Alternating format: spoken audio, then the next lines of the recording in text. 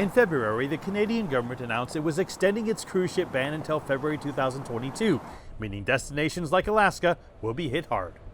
President of the Anchorage Economic Development Corporation, Bill Popp, says last year's expected 1.4 million cruise visitors to Alaska was completely wiped out. Now, this year's April to October season is in jeopardy. Unfortunately, with the decision of Canada to close their ports to the cruise ships and the requirements of U.S. law that a ship traveling between two U.S. ports must stop at a foreign location. So this Canadian route was a linchpin to the cruise season. Alaska tourism season has probably been hit the hardest of any single industry in Alaska, and we estimated we'd do about 20% of what was our 2019 numbers. Castor says the tourism industry also took a huge blow from the halt in Chinese visitors due to the pandemic.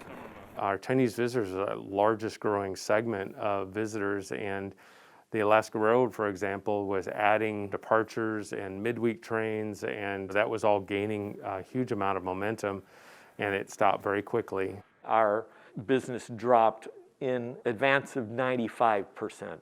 It was really decimated. We've had significant layoffs and furloughs.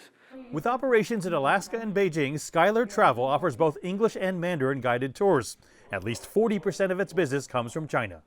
The travel industry is eagerly looking toward the future as countries begin to recover from the COVID-19 pandemic. It also has high hopes for improved relations between the U.S. and China. Many say strained relations contributed to a decline in travel.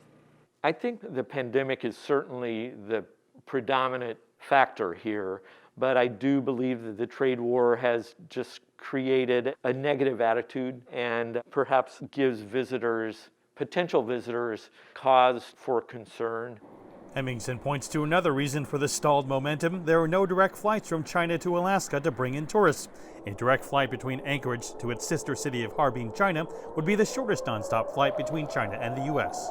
If I were to fly to Beijing today, I would have to go down to either Seattle or Los Angeles, and then the international flight going to Beijing would essentially fly right back over Anchorage. We really had quite a relationship beginning to build in attempting to get both trade and passengers onto direct routes between Anchorage and Harbin in northern China. And the trade wars that have been going on over the last several years have really put a damper on those efforts. Efforts that industry representatives hope will eventually pay off by allowing more travelers from around the world to experience Alaska.